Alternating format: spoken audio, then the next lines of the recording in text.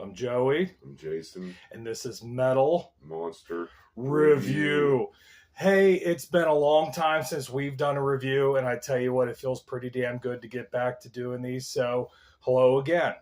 Today, we are going to review a movie from 1985.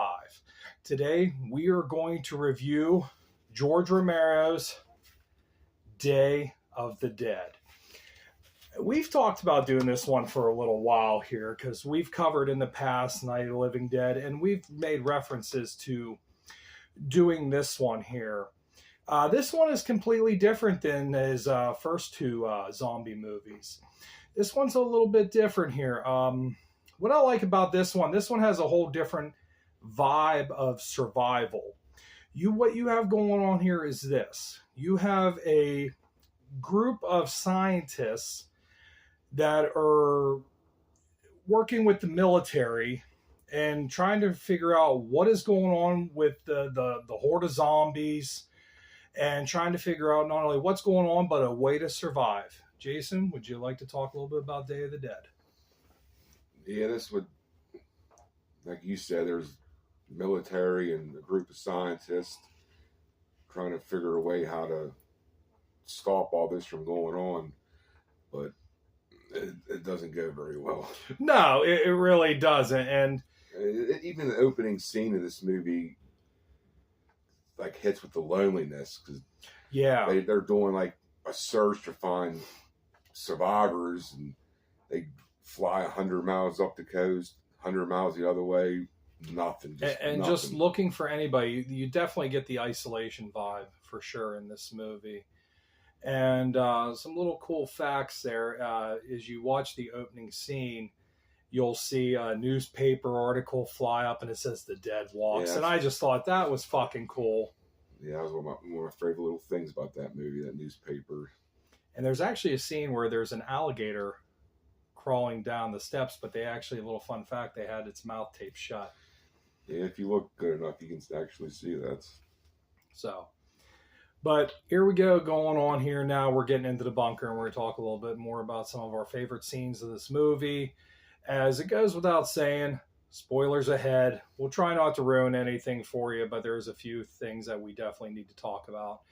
And one thing that I really love about this movie is the special effects, the practical effects, as I've mentioned throughout this show, that, I love practical effects, and I love the works done here by Tom Savini and a young Greg Nicotero as his assistant. And Greg Nicotero actually plays a part in the movie, plays one of the soldiers there. So it's just a really cool vibe here. This is something a little bit different here. I love the whole isolation.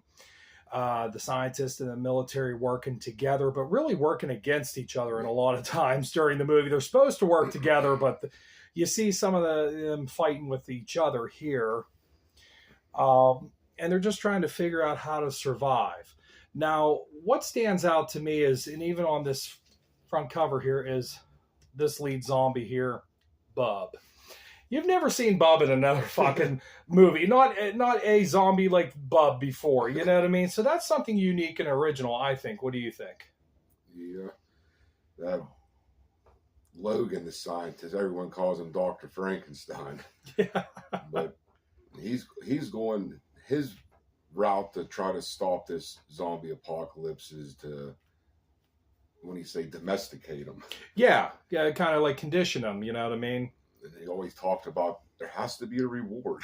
Yes, reward is key. And later on in the movie, you find out what the reward is. Yes, he's feeding Bub, organs from previously dead soldiers. And that doesn't sit well with the rest of the guys in the military, knowing that their crew members have become lunch for this little science experiment, So our friend Dr. Frankenstein, aka Logan, things don't end up well for him there. Needless to fucking say. You know what I mean? He just, up and gone.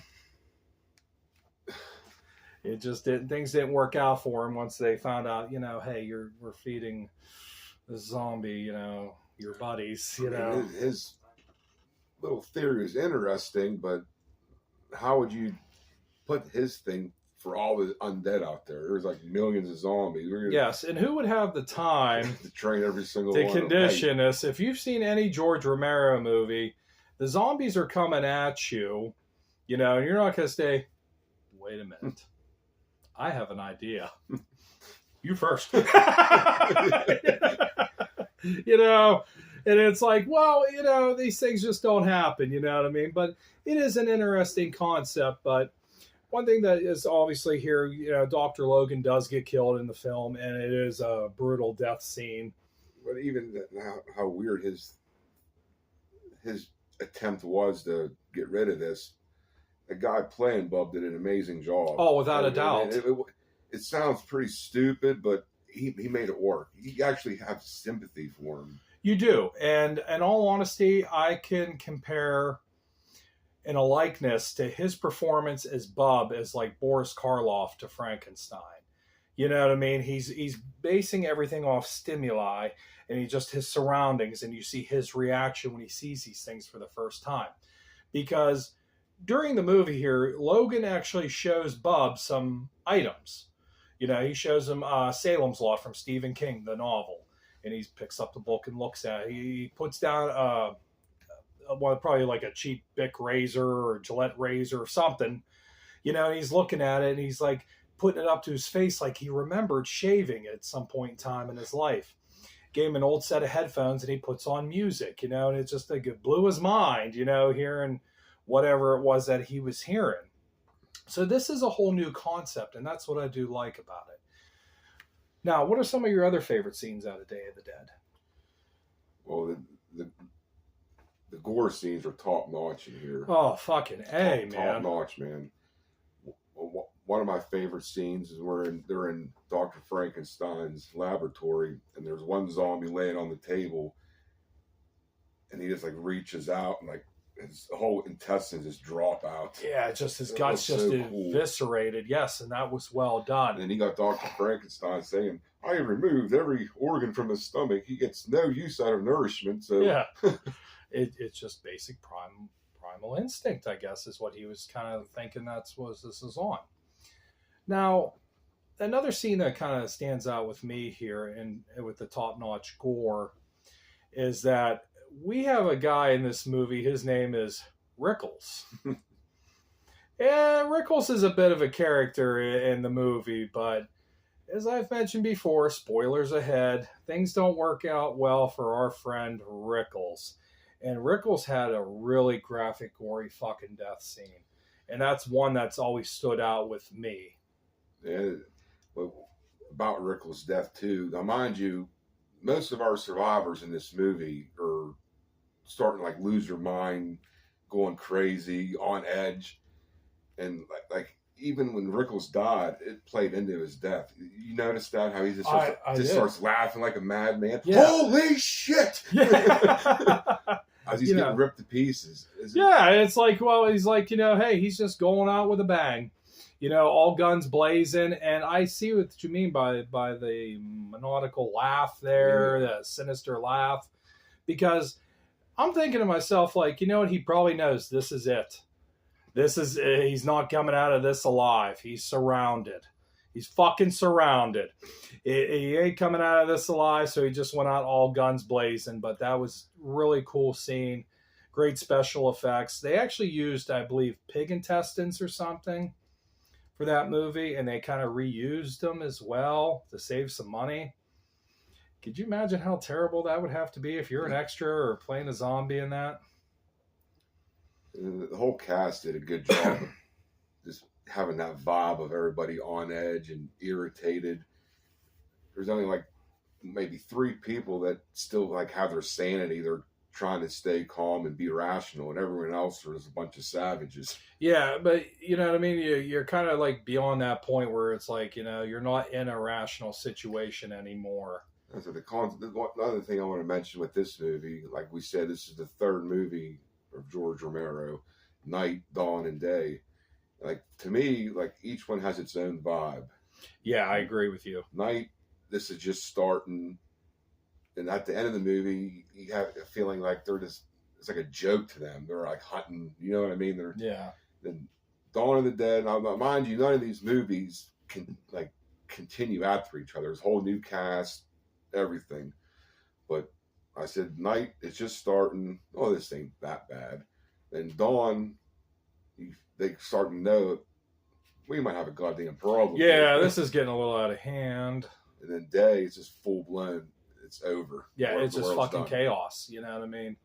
And that's one thing I've noticed about this movie. There's a lot of like chaos to it. You know what I mean? And just with the characters fighting amongst each other. You know. And we can mention this. There was a Captain Rhodes who ends up taking charge, and things don't work out well for Captain Rhodes here. But I loved that scene. You know, and I think you already know what I'm referring to. And that was, once again, great special effects, top notch. Highly recommend this one to check out for sure. Yeah, and some people won't agree with this to say this is the black sheep. Check it out for yourself. Yes. This is my favorite Romero movie right here, Day of the Dead. And, I mean, I love this movie. I mean, but it is a toss-up with me between this one and Night of the Living Dead. Because the more I watch, and Dawn is great too. They're all great for different reasons. But sometimes the more I think about it, it's like, you know, the more appreciation I have for Night of the Living Dead as well. But I would definitely highly recommend this one for sure.